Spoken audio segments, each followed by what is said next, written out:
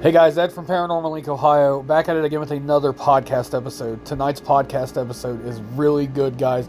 I know I say that about everyone, and some people don't like them, some people do, but I really like this one. I never heard of this place before, ever. So, I did my research, went online, checked it out, wrote my notes down, and I'm going to read to you from everything that I found. This is the House of Death in Greenwich Village. This is crazy. Wait till you hear about this, guys. Okay. As soon as I find out where I left. There we go. When a property is deemed the House of Death, you know there's bound to be at least one gut-wrenching story attached to it. The building itself is as pretty as any of the other revivalist Greek brownstones in one of New York's most pretty neighborhoods. Built in 1856 on West 10th Street in Greenwich Village, what is now known as the House of Death has at one time or another housed many of the city's bright and beautiful, including the wife of the founder of the Metropolitan Underground Railroad and the Broadway Underground Railroad, Mr. James Borman Johnston. Johnston was responsible for founding a reading room, library, and the famed 10th Street Studio, a collective with studios, galleries, and annual funding for resident artists unique in New York City at the time. After he died, his wealthy widow moved their daughters into the House of Death in the 1880s.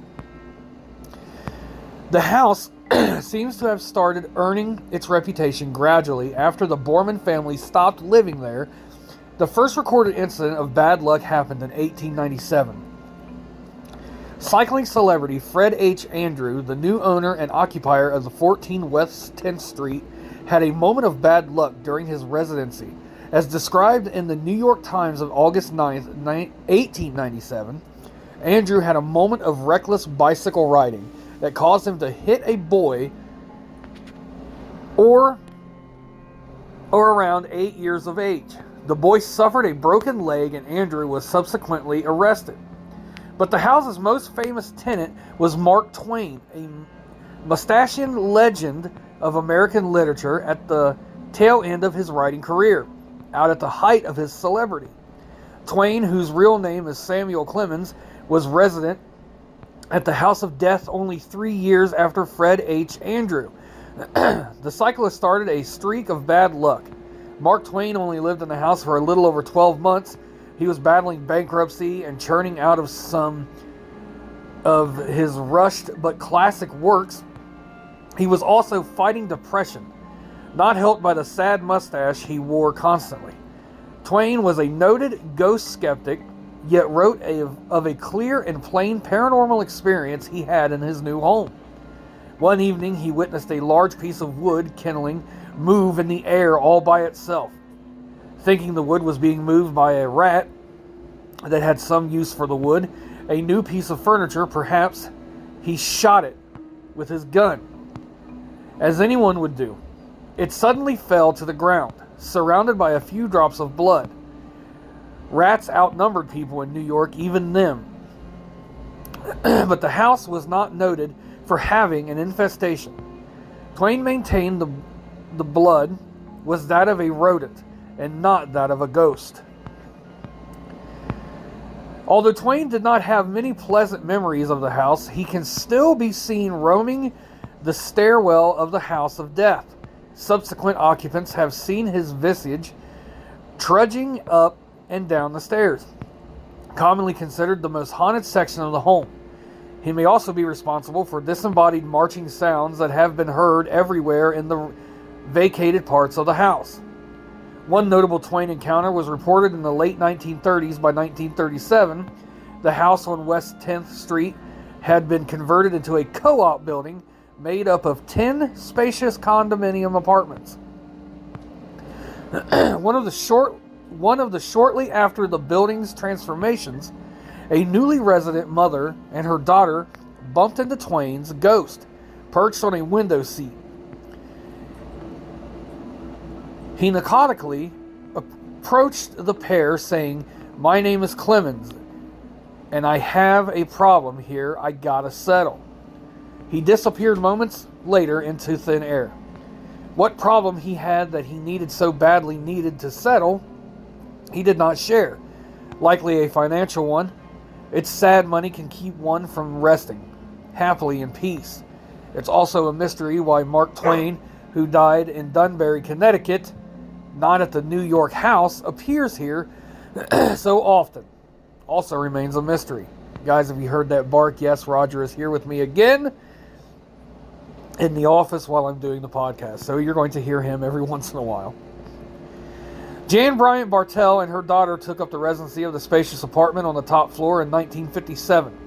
The famous actress, psychic, and writer moved into the apartment, which once housed the servants. Bartell reported almost immediately that a monstrous moving shadow would often follow her around the house. One time, she writes, that she had seen a ghostly figure of a man standing in a hall. Bravely, she reached out and tried to touch whatever she was seeing. She felt something, but nothing, like she had ever felt before. She described it as a substance without substance. Chilly, damp, diaphanous. I can't even. Guys, again I say, if you're here listening to me, you're either here for the scary paranormal content that I put out, or you're here to try to hear me read giant words and try to read my own handwriting. It's got to be the funniest thing ever. Diaphanous, as marsh mist or a cloud of either. I could feel my fingers freeze at the tips. They were numb, and yet they tingled. In the split second between contact and recoil, the scent came. Fragile and lingerous and sweet. Unbearably cloying sweet. This unusual recent scent was not the only odd and bitter scents the Bartell family reported smelling during their time at the house. Of death. Food not purchased by them and already rotting as if it had been sitting around for days would suddenly appear at the table. Their many small animals would also often become aggressive, for no reason, as if disturbed by invisible enemies in the building. Bartell was a true believer and took the proactive step of employing a paranormal expert to investigate what could be causing these terrifying realities. The investigator confirmed what the couple had believed from the start.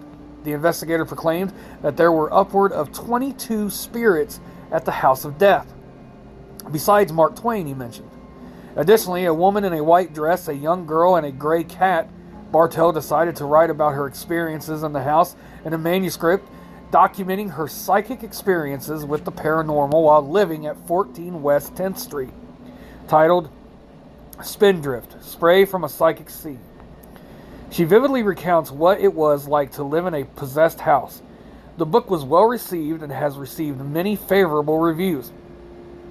The affecting prose is flowery and paints a picture of a woman on the edge of our world and the border of another.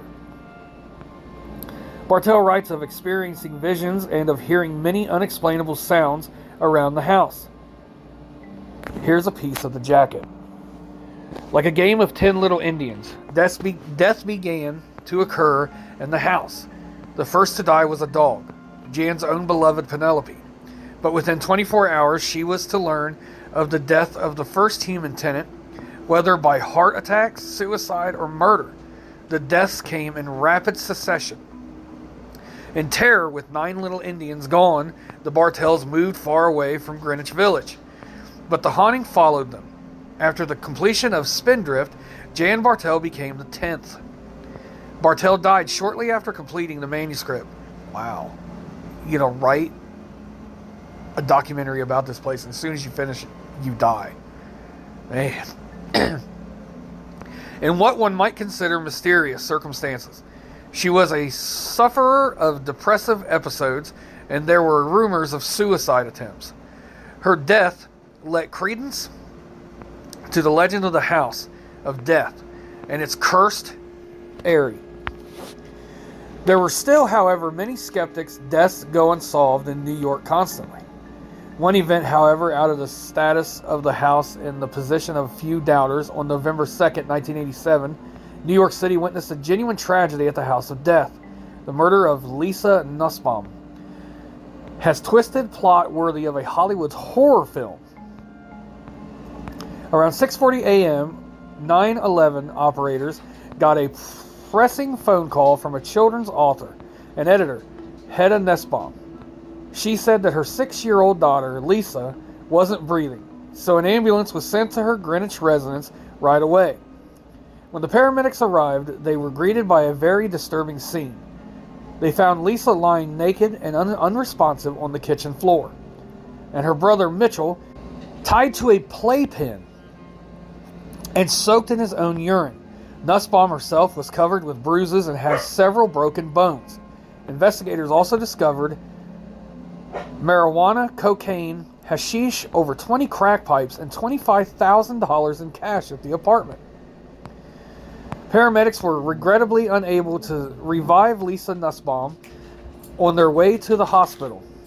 Later, her autopsy revealed the cause of her death was repeated blunt force trauma to the skull. Hedda Nussbaum and lawyer Joel Steinberg, Lisa's father, were both arrested and subsequently charged with the first-degree murder. It was charged that after a cocaine binge, Joel Steinberg violently abused both Lisa and his wife, Hedda Nussbaum, avoided a charge in exchange for testimony against Joel Steinberg. A jury found him guilty of manslaughter in the second degree and sentenced him to a term in jail. Upon his release in 2004, Joel Steinberg left the law behind and took construction jobs like the mansion in the Amityville horror films. The House of Death also became the residence of a real-life monster. The happenings of the House of Death were spreading to neighboring houses on the street as well. In the apartment complex next door, residents started to notice flickering lights. Several residents reported a ghostly female figure in a long gown wandering a corridor. A resident photographer had apparently been seeing her float through doors for more than 20 years. The house itself is still elegant, well-proportioned, and gives no clues as to accumulated terror within the classic brownstone near the beautiful Washington Square in Greenwich Village. Echoes with sad, frightening stories revolving around the many people who have left a part of their souls in the fabric of the building. If we are to take any lessons from these stories, it reinforces the old adage that you shouldn't judge a book by its cover. Currently in private ownership, the building is resided in today and continues to add stories of hauntings to the legends of paranormal activity in the House of Death. The stairwell continues to be the nexus of the ghostly activity in the building. The dark and wide antique stairs are where many of the ghosts still make their appearances. Guys, I am so sorry about Roger. He is very barkative today. And I hope you guys enjoyed tonight's episode, guys. I love each and every single one of you so much. Thank you for all the love and support. And I hope you guys enjoyed tonight's episode of The House of Death. And you will hear from me tomorrow night. Thanks. Bye, everyone.